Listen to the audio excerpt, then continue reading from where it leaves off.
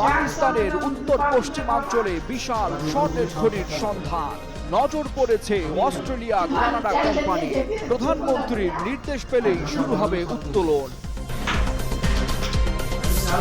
Venezuela ইস্যুতে ক্যারিবীয় অঞ্চলে মুখোমুখি অবস্থানে ট্রাম্প পুতিন।